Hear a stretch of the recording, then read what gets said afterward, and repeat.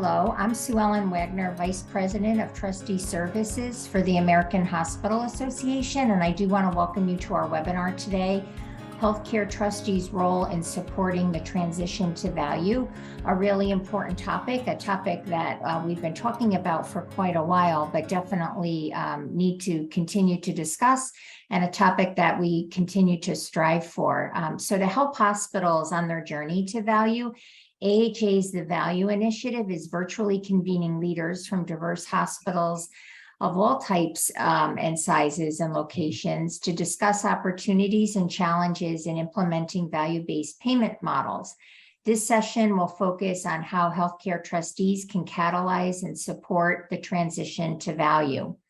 The session will feature Trinity Health's journey towards their value-based payment, and population health leaders Emily Brower and Tori Bratcher will be joined by board member Kevin Barnett to share their insights in Trinity's journey to value.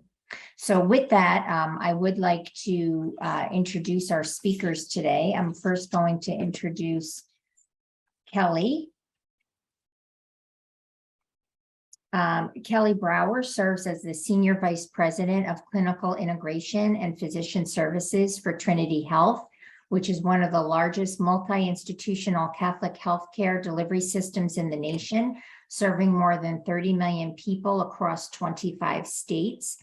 Emphasizing clinical integration and payment model transformation, Emily provides leadership and strategic direction within the evolving, accountable healthcare environment.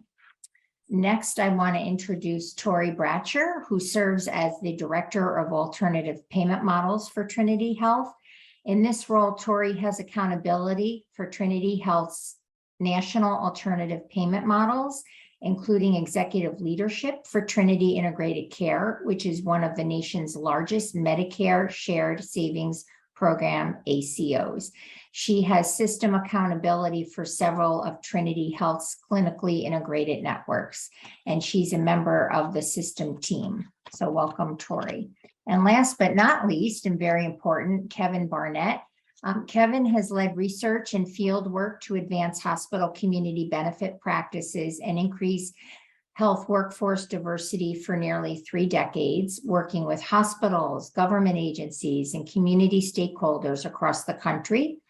Kevin serves as the Executive Director of CACHE, which is a national center supporting evidence-informed intersectional collaboration between healthcare, related sectors, and diversity community stakeholders. Kevin also serves on the board of directors for the Trinity Health System and the Pathways Community Hub Institute, the Metrics Advisory Council for the Lone Institute Hospital Index, the Advisory Board of Healthcare Career Connection, and the Expert Working Group for the UMN Rural Health Research Center. So lots of different titles.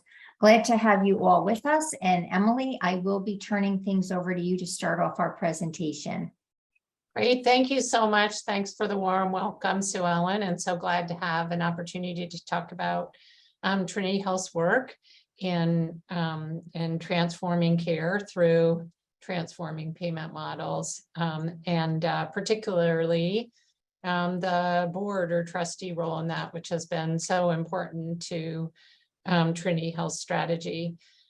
So I'm going to start off. We always include our mission, vision, and values in many of our communication decks, but it's particularly important in this work because it is absolutely what drives our continued progress and engagement in value-based care. And because this is such a that's such an important part of Trinity Health's portfolio, and because we are one of those organizations that will raise our hand to participate in alternative payment models, I often get a question about, like, what is it? What makes that so important to Trinity Health?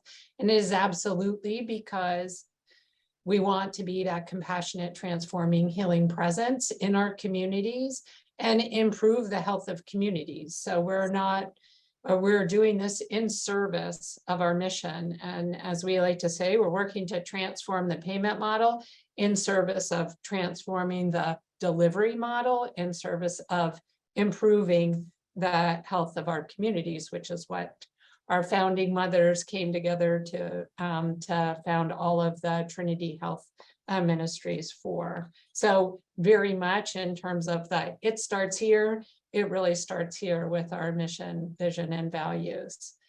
Next slide, please.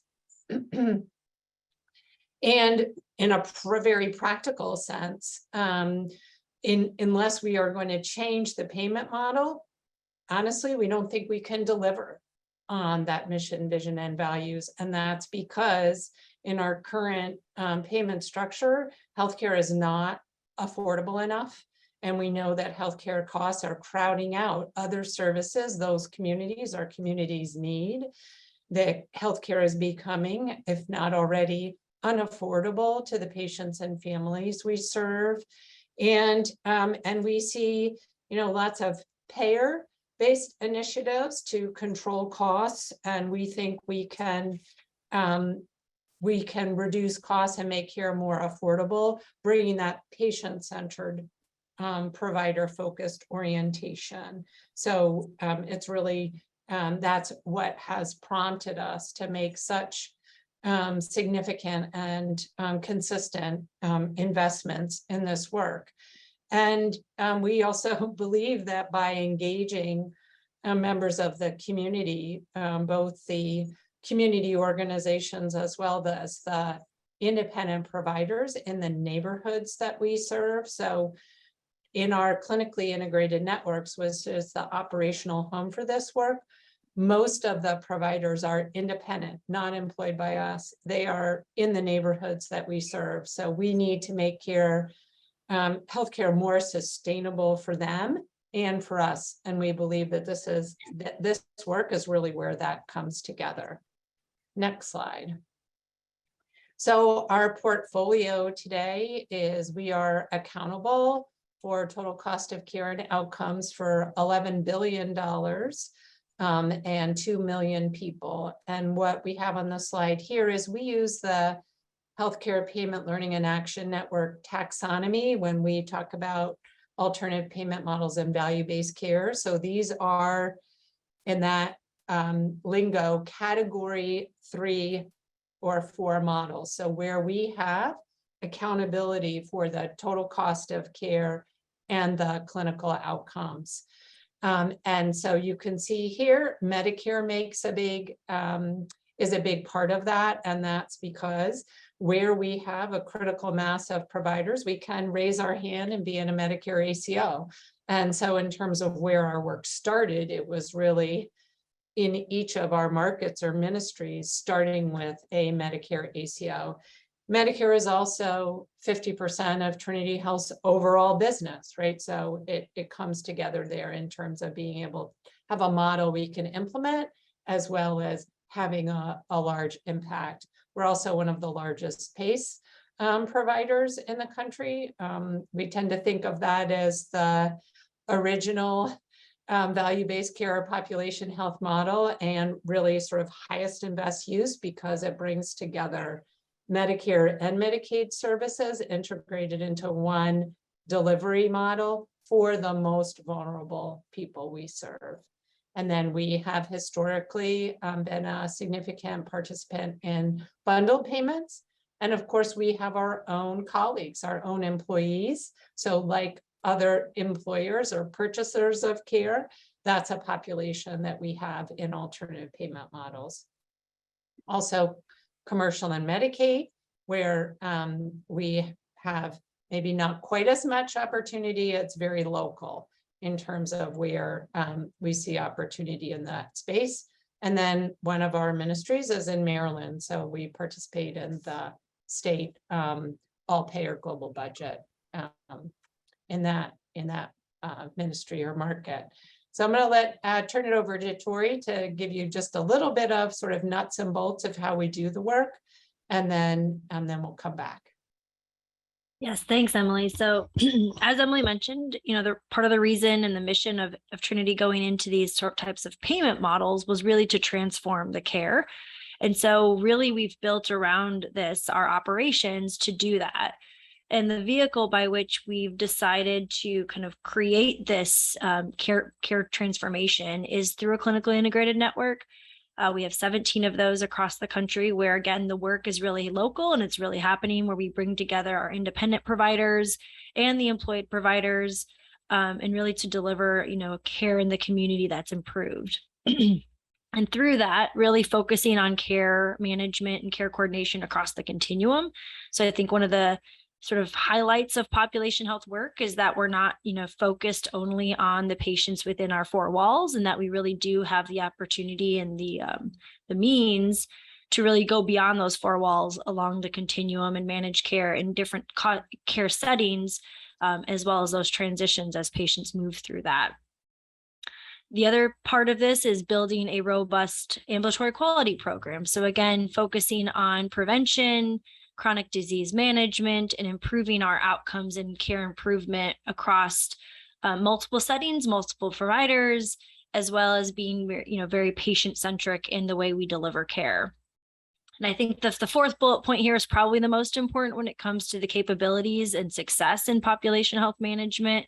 When you're looking at large populations of patients, having the ability and the infrastructure to really bring multiple disparate data systems and data processes together to be able to glean some insights into how your population is performing, as well as where there are needs to be focused on from a care management or a quality perspective, outreach, and getting patients in to be seen and to be focusing on that, again, prevention of exacerbation of conditions. So I think that's another, very big important point that we've been able to build through the years. And it really has been a journey of when we started to where we are now, and being able to do a lot of those things, which again gets us well positioned to take risk in sort of these advanced alternative payment models that Emily mentioned. And so then I'll go to my next slide, which is really how have we done in this work. So again, as Emily mentioned, we've been on a journey. We've been taking risk for several years. And again, I will highlight this is a journey, and it is hard in a sense to build up the capabilities as well as get the payment model transformation to happen. But we've seen a lot of great success in doing this. And just in 2021, the Trinity Health Medicare ACOs earned collectively about $44 million in shared savings from Medicare, managing care for about 300,000 beneficiaries.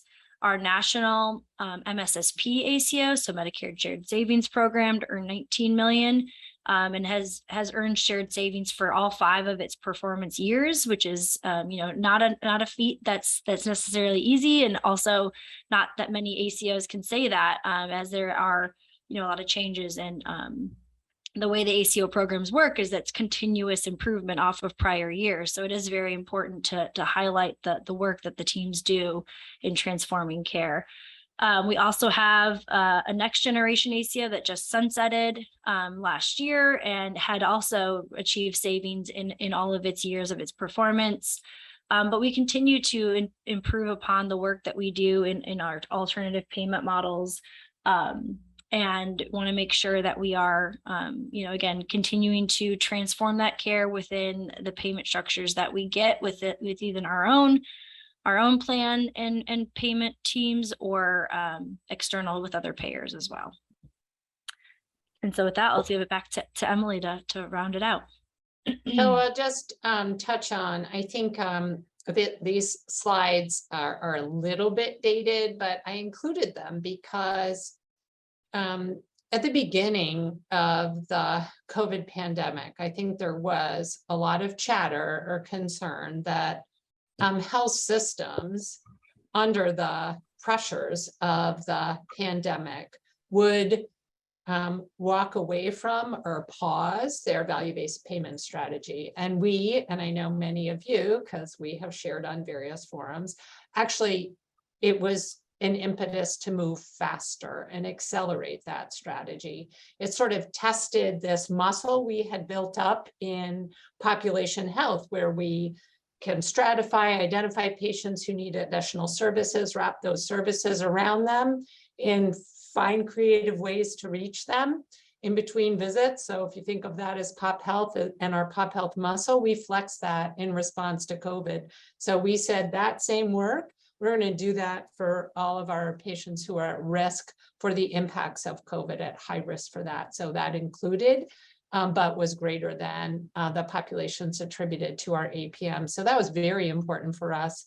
And how we engaged our independent providers, being able to get them very quickly stood up on a telehealth platform, be able to get them access to PPE. I think those independent providers in particular saw so much value in being part of our clinically integrated networks. And that led us to, on the next slide, sort of make a public recommitment, which I'm not going to go through here, but just wanted to connect the dots around there, because I think, as I said, there was like a lot of, what can our health systems going to stick to it through the impacts of COVID. And I think I hear the same thing right now around inflation and labor, crisis that many, financial crisis that many health systems are in right now. Same question, that's going to really test the commitment of health systems. Will they stick to it? We definitely are.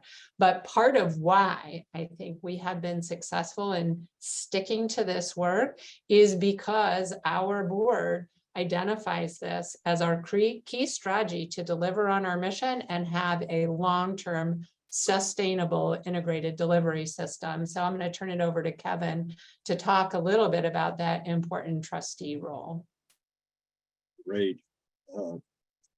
Thank you. I guess first I want to thank Julia, Sue Ellen, and the AHA team for hosting this important conversation. Certainly thank Emily and her team in moving this agenda forward with Trinity.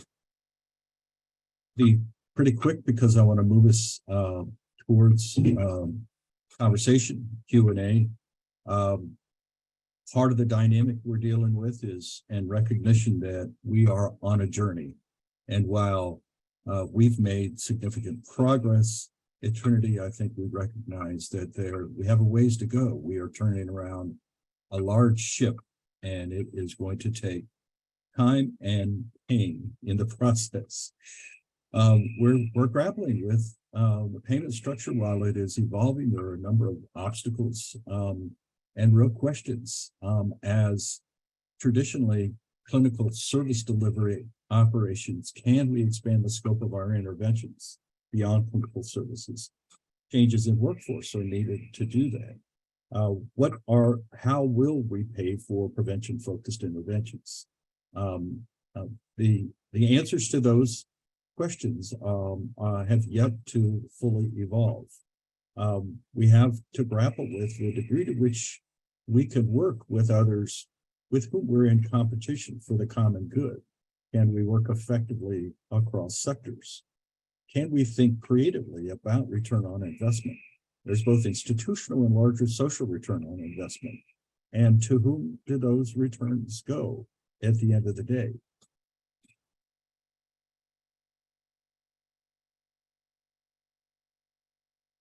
In essence, to manage these processes. How do we engage in policy? Our history in healthcare is largely focusing on federal and state policy, primarily focused on the issue of reimbursement. It's clear now, if it wasn't before, that many of the issues having to do with policy are manifested at the local and regional level. And how do we engage? How do we look at the kind of drivers of poor health and begin to flex the muscles that we have in the policy arena? Just some of the issues that we need to grapple with. Next slide. In addition to that, on the external level, we've got various states that have not done the Medicaid expansion. Even in the states that we have significant populations. I'm in the state of California, a third of the population qualifies for Medicaid. That's a significant part of the market. And if you are in a regional market and you're not the number one hospital, if you're not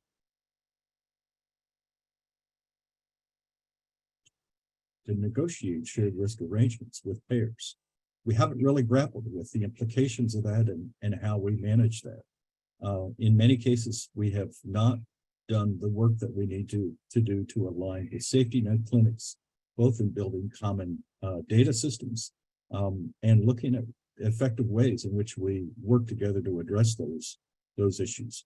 Key part of that is the obstacles to data interoperability, working with and creating both community information exchanges as well as health information exchanges.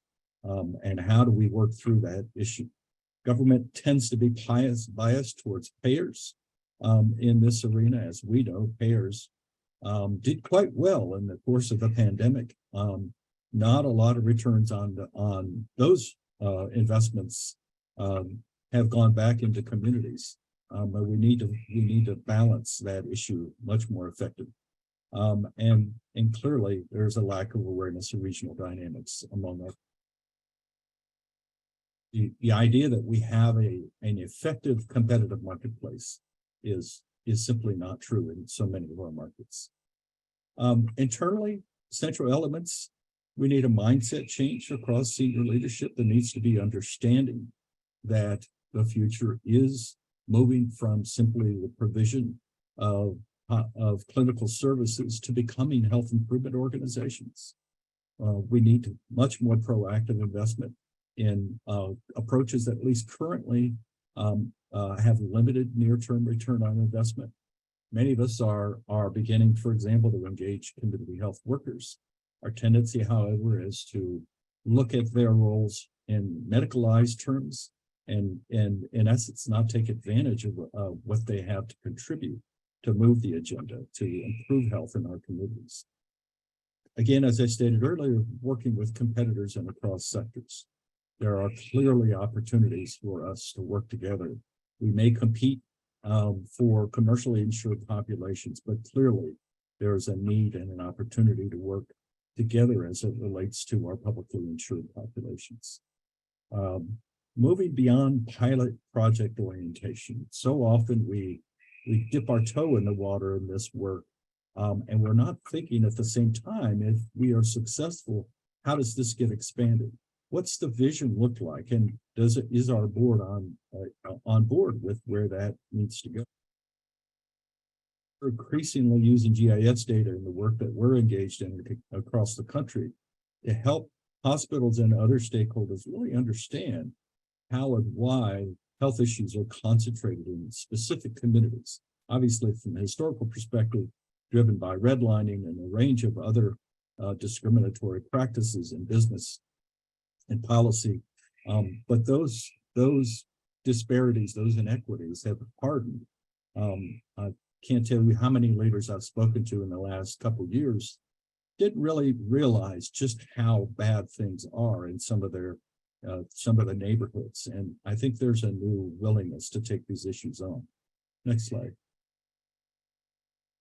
So just to close, before I have the conversation, thinking about what are the roles of board members in the journey, we need to, and many of us are thinking more broadly than financial, legal expertise and policy expertise on the board, that we need to think about who we have on the board that will help us engage local governments. It'll help us understand a variety of metrics beyond traditional political metrics. There are a range of opportunities in that arena. We need to begin to move towards a culture and ethic of inquiry above board and senior leaders. And by that, I mean, we have a lot of highly skilled people on our senior leadership that bring and present things before the board. There needs to be a culture that accepts and welcomes input in the board and actually revising what is initially brought forward. We need to think of our board as more of a think tank than simply voting up and down on issues. And that comes with some pain, but it's an important direction to go. And we need to create the space to begin to dig into these issues by having committees that have that space to discuss it and can bring forward recommendations to the board. I'm gonna stop there. other than to say there's clear issue with metrics. How do we incentivize progress towards addressing the full spectrum of health issues, leveraging our expertise, working with other stakeholders, and how do we build that into accountability for our senior leadership?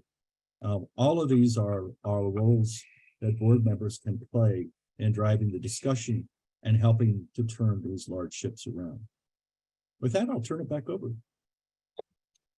Yeah, so just in closing, thank you, Kevin and Emily. And I think just in closing, we again, Trinity is very focused from a mission and vision perspective in this space. We believe that we can achieve and create new payment models to deliver the payment transformation that we desire and that we believe healthcare should be moving towards. Because again, it ultimately comes down to, we believe that this really furthers that triple aim work of better care at a lower cost and better experience for both patients and providers, especially in this time of provider burnout and staffing crisis that we're in. So again, just wanted to close that by saying we believe this is a good model for how hospital systems and healthcare organizations can move forward in payment and clinical transformation. So I think that closes us. Thank you.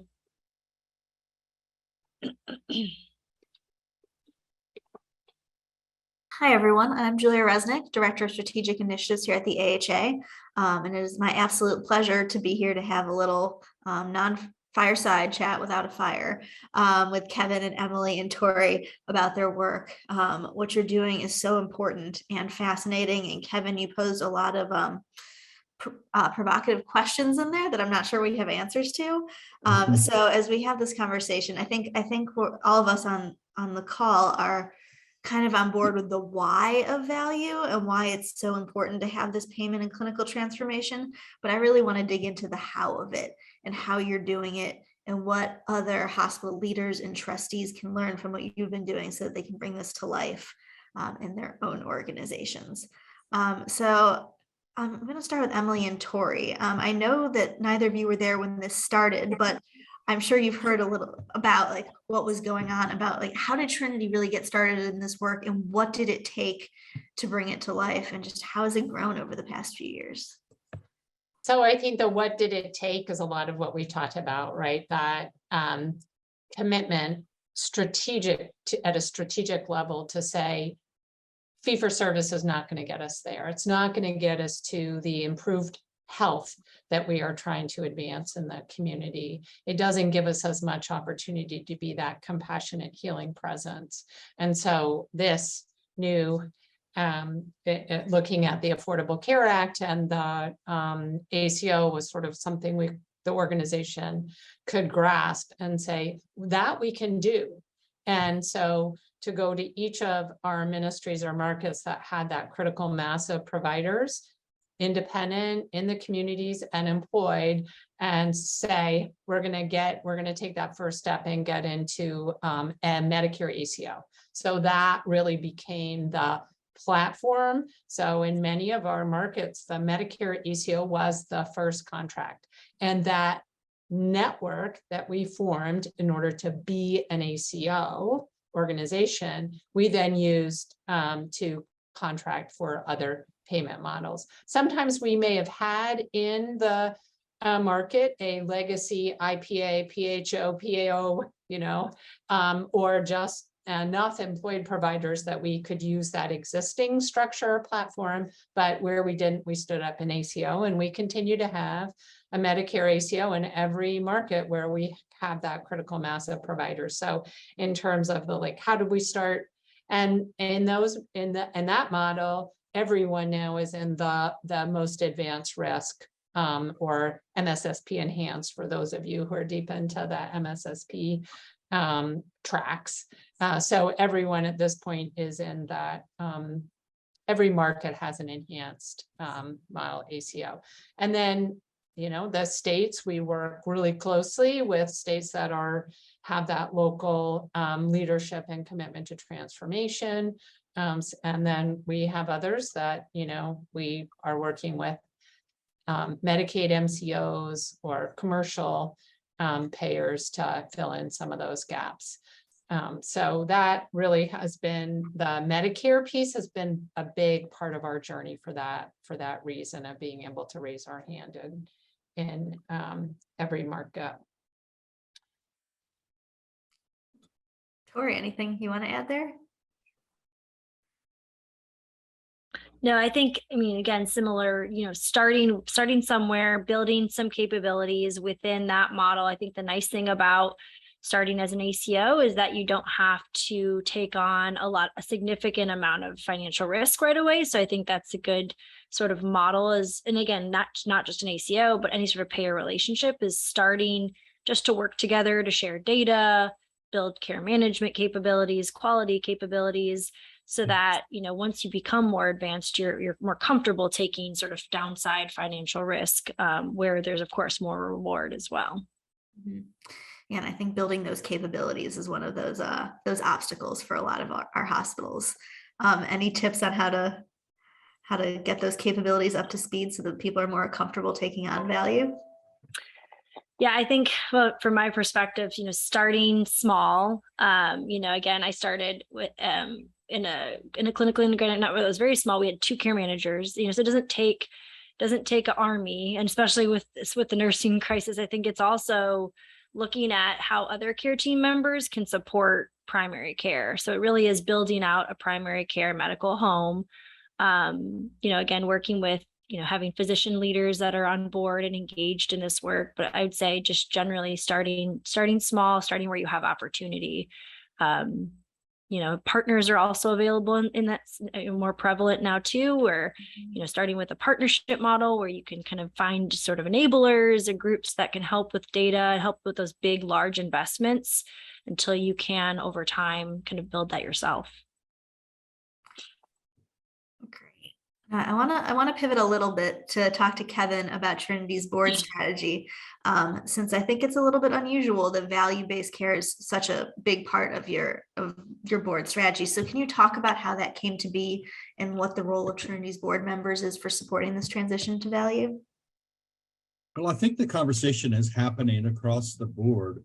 I believe there is recognition, not just on Trinity's board, but increasingly across the field and among those that have a governance responsibility for hospitals and health systems. The fee-for-service system simply is unsustainable, that we're taking far too much money out of people's pockets. It's a zero-sum dynamic that those, not just at the bottom of our economic system, folks have probably seen the study that came out about a month ago. They showed that over 41% of the adult population has medical debt. They just got a bill. That means they have collection agencies coming after them, or they have a payment plan for that medical debt. Medical care is a very expensive set of services, and we have to begin to think about how we drive down the utilization of these very costly procedures by beginning to more effectively address the drivers of poor health. And healthcare has to decide, provider organizations have to decide, do we want to become smaller, more focused enterprises that just deliver clinical services that are at the beck and call of payers? Or do we begin to diversify ourselves and become health improvement organizations? A fundamental question that I think we're beginning to grapple with. Because we have the diversity of skills, expertise, and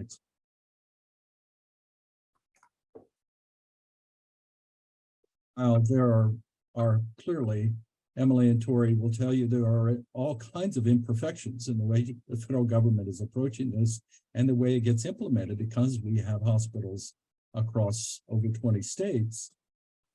It is still a critically important process for us. And I think the board understands that. Senior leadership is responsible by bringing those issues before us in a timely way. And then we have committees that, with an explicit responsibility to begin to raise the questions of an open discussion about how are we doing and how do we begin to push the envelope further. How do you begin to push the envelope further? How do I?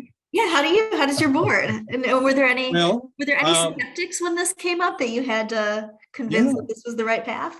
Well, I have been on Trinity's board now for close to 9 years. I was invited on board specifically to raise these kinds of questions in our discussion, and the senior leadership had the foresight to bring others on the board that will raise those kinds of questions. Another important, I mentioned having an ethic of inquiry. We have what we call an 80-20. And that is 20% presentation, 80% dialogue. And for some on the board, they'd rather go to 90-10 because it's so important to begin to engage our senior leaders in these discussions and to really push the envelope on what we need to do. So it's important to raise questions. It's important as we look across our system, or whether it's a regional system or a larger system like ours, we have a responsibility to continue to raise questions on how we are doing across the system, particularly as I mentioned earlier, because we have hospitals in different states that are grappling with different regulatory environments, different market dynamics. Many of our hospitals and most of our regions are not the number one. They're not the primary provider. And as a result, that makes Emily and Tori's job more of a challenge. How do we negotiate in good faith with payers? How do we secure the arrangements where that incentivize and reward those patients and the provider teams for doing the right, extend our reach with community health workers and put them in the position to not just do care coordination, but to be engaged in communities and to help be the leading edge on how do we address the other drivers of poor health, accessibility to affordable, healthy food, childcare, poor quality housing. All of these issues directly impact the health and well-being of our patient populations, and we can't ignore it anymore. So Julia, can I add one thing that I think Please. might be helpful to this group in terms of, as sort of the operational leader owner for this and the organization, what I really count on the board. And of course, I report into our stewardship committee on our financial performance, but in the committee that Kevin is part of, our patient-centered care committee, really that's our clinical quality and community health focus committee. I rely on them to ask those, what we sometimes call among our team, the vexing questions, right? Because great organizations are not organizations that have no tension. Great organizations are those that focus the tension in the right place. And this is where the tension is, right?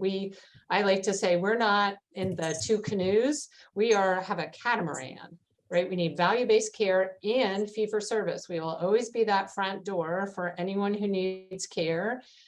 Even when we get to some magical tipping point, we will always have fee-for-service. So we need two hulls of a catamaran, not two canoes.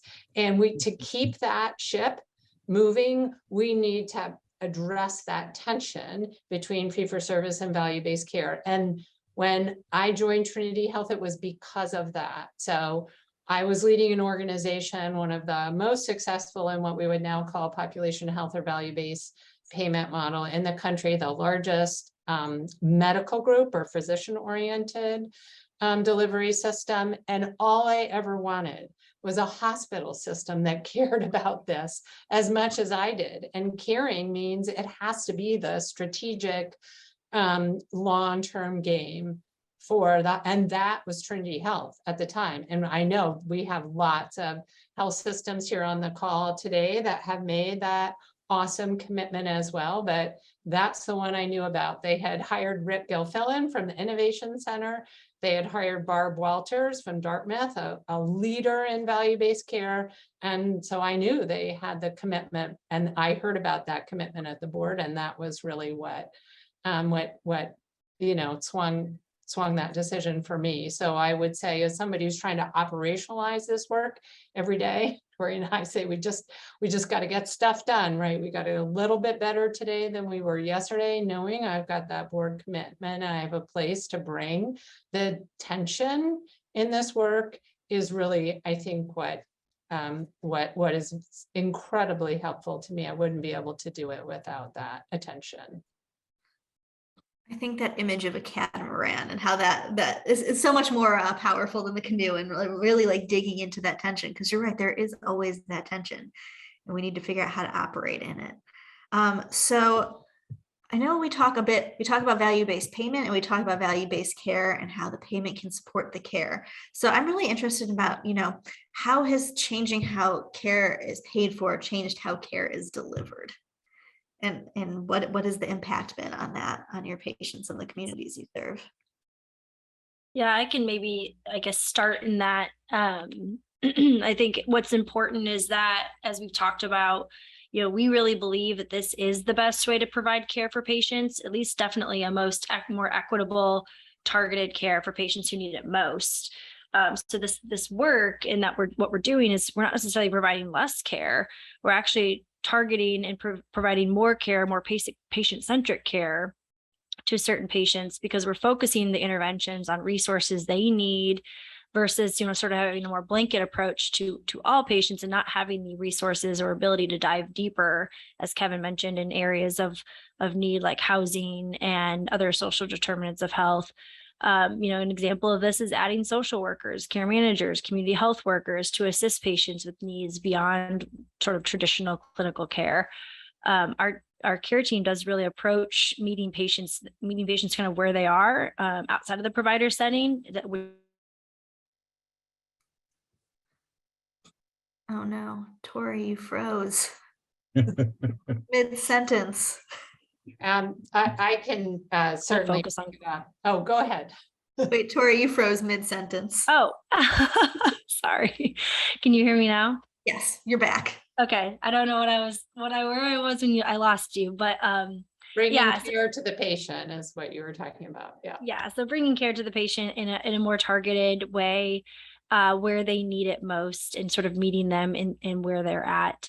But also allows us to standardize care from an evidence-based perspective, focusing on chronic condition and prevention, rather than just treating symptoms, in that sort of vein. So I think that's when I think about why is this better for patients, it really is, or why is this better care? It really is delivering the right care at the right place and at the right time.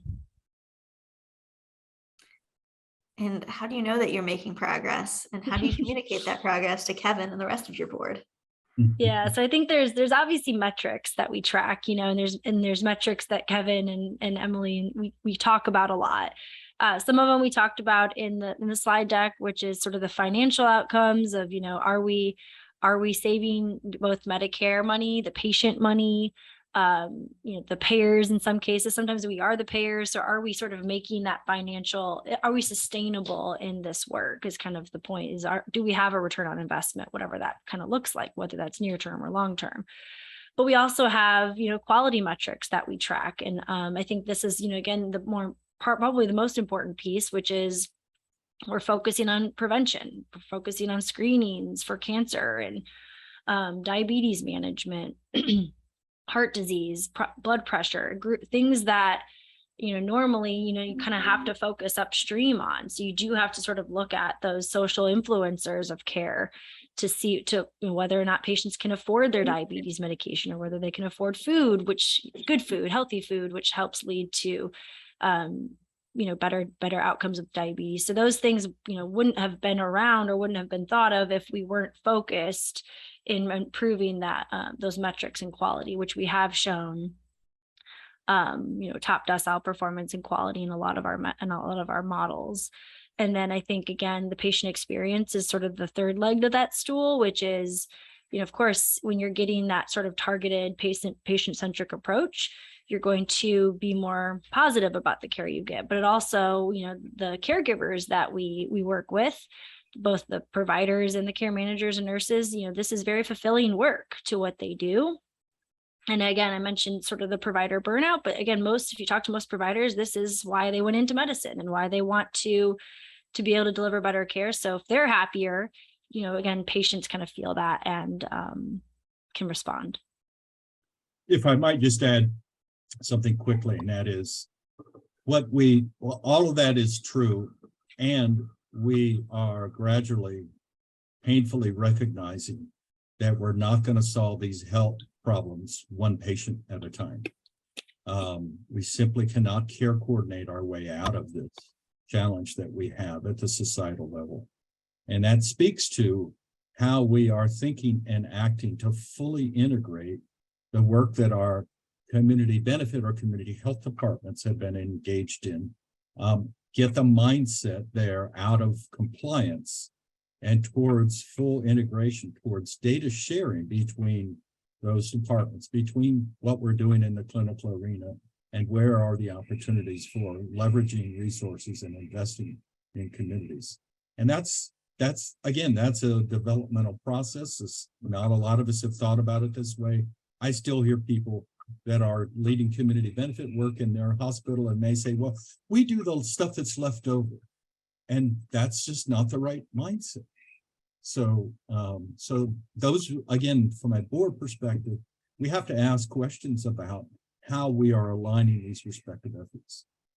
And I think there is that natural alignment between community benefit and value-based care, and we don't talk about that nearly enough. Yeah, and that's what we all have, right? That's what an integrated delivery system has, is that commitment to the community, whether you call it community investing, community benefits, right?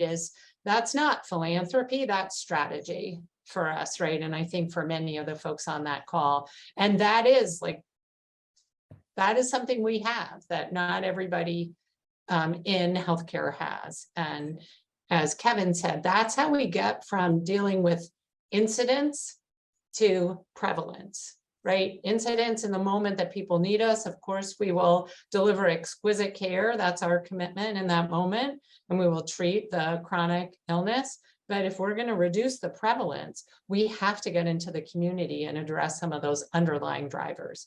And so that special sauce of integrating community health and well-being, as we call it, Trinity Health, with clinical integration alternative payment models, in many ways, that is population health, right? It's that broader umbrella. Mm-hmm.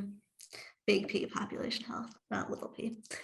So I have one more question for this panel. And while I'm asking that, I would challenge you on the phone to think about what your questions are for Kevin and Emily and Tori, so that you can chime in just a couple minutes. So since you've been at this for a while, I want to hear your advice for other hospitals. So for starters, what should board members from other healthcare organizations know about value-based care? If there were like two things that they really needed to know, what should it be? Well, they need to understand what it's for and why it's important. They need to understand the bigger picture that we're operating in. And they need to understand that this isn't that particularly if you're a nonprofit hospital, you have to reflect on ways in which you effectively meet your charitable obligations. And that's thinking about it from a stewardship perspective. And that thinking bigger picture. If you're an investor-owned hospital, you're still going to be subject to the same incentives, and you had better be thinking about how you get on your horse and do this work effectively. If your board members are not asking questions about movement in that direction, they're not fulfilling their obligations. Emily, Tori. I think that was very well said. Yeah, I don't really know if I have much to add to that. I think it's here. I think that's the one thing I would say is, but maybe several years ago, we kind of thought, was this really going to stick? Is it just a flavor of the year type of a thing, time period? But I really do believe that this is the way the health systems need to kind of shift to be more financially viable. And I think we're all facing those financial challenges right now. And it's because healthcare patterns are shifting. And I think patients are desiring more alternative, better ways to get care. So I think hopefully you've already had these conversations and this is not new, but yeah, I agree. Yeah, sometimes when we talk about like the value-based care model, it's like the payment might be not be there yet, but it's coming. And by having like the care in place, you'll be ready when those payment models hit your community. Yeah, and I just know when Rick Gilfillan came on board at Trinity and some of those early discussions, the question was, do we want to wait for everybody else to innovate around us? And clearly that's not, you know, if you have your mind towards being a competitive, dynamic organization, you better get on your horse. Mm-hmm. All right. And last question from me. What do you know now that you wish you knew when you started doing this work? I would say, and I had a conversation recently with a leader in another system that was involved in one of the very first ACOs. I participated in the Pioneer ACO model, and it was around the anniversary of the Affordable Care Act and the anniversary of the MSSP ACO model. And both of us were saying, did you ever think it was going to take this long? I mean, didn't you think that 10 years in, we would be so much farther? And so I guess what I would say is it is a long game. It is, and every year you still have to do better than the year before just to make that incremental progress. And maybe the flip side of that is that it's not a, you know, to that, it's like not a quick fix, it's the long game. So maybe the flip side of that is it takes foundational sustained change. And so this can't be like a bolt-on or something we just do in contracting, right? It has to be the way that we deliver care. It has to be the way that that we serve the community. It takes that kind of commitment. So I think that's part of the reason why we're having this conversation today, right? Is because to stick in for the long term, it has to be, the organization has to see it as the future sustainable model for delivery. Tori, Kevin, lessons learned? What you wish, what you know now that you didn't know before? Yeah, I'll be brief. I think Emily covered it well. I think I'm always overly optimistic as it relates to this sector, and I continue to feel like we're at a moment. And I do think there's more justification for that perception at this point. But we're trying to turn around a system that has done quite well, thank you, on a fee-for-service payment. Mm-hmm. And so training and expertise to operate in that arena. And so you're telling them to do things in a very different way. And you have to have a board that challenging senior leadership to keep moving in this direction. Yeah, I mean, I'll echo a lot of that. I feel like I thought it was going to move faster than maybe it has over time. But I will also say, I think to Emily's point about this really needs to be the culture in every department of your organization. You know, I've been in organizations where it is truly like a project, separate side thing that maybe the board doesn't really even know about. Like, what is an ACO? And so I think that's, you know, sort of a lesson learned perhaps is that, like, you know, IS, HR, groups that are sort of support services have to be able to talk the talk of what is population health, why do we do this, because I think that helps, you know, further the work faster, when you don't have to feel like you're this group that's sort of like operating independently, hedging some bets perhaps long term, but like you really have to integrate it and just kind of commit to it from a culture perspective.